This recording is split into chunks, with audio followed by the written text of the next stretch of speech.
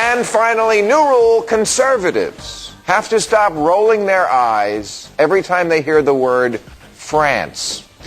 Like just calling something French is the ultimate argument winner. As if to say, what can you say about a country that was too stupid to get on board with our wonderfully conceived and brilliantly executed war in Iraq?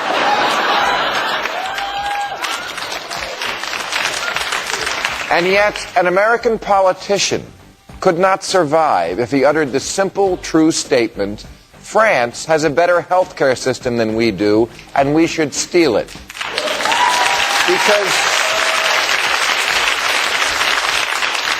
Because here, simply dismissing an idea as French passes for an argument. John Kerry, couldn't vote for him, he looked French.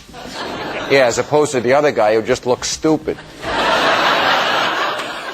Now, last week, France had an election, and people over there approach an election differently. They vote. 85% of them turned out. You couldn't get 85% of Americans to get off the couch if there was an election between tits and bigger tits and they were handing out free samples.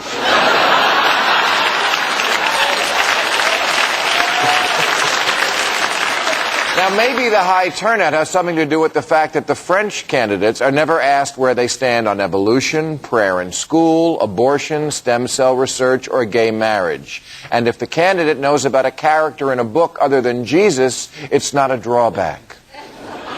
The electorate doesn't vote for the guy they want to have a croissant with.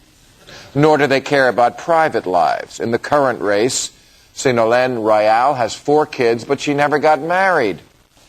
And she's a socialist. In America, if a Democrat even thinks you're calling him liberal, he grabs an orange vest and a rifle and heads into the woods to kill something.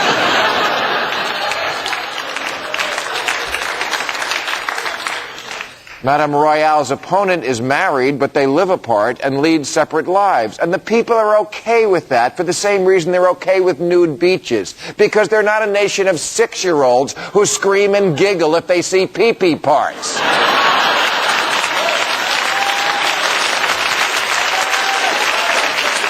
They have weird ideas about privacy. They think it should be private. In France, even the mistresses have mistresses. To not have a lady on the side says to the voters, I'm no good at multitasking. Now, like any country, France has its faults, like all that ridiculous accordion music. But their health care is the best in the industrialized world, as is their poverty rate. And they're completely independent of Mideast oil. And they're the greenest country. And they're not fat. And they have public intellectuals in France. We have Dr. Phil. They invented sex during the day, lingerie, and the tongue. Can't we admit we could learn something from them?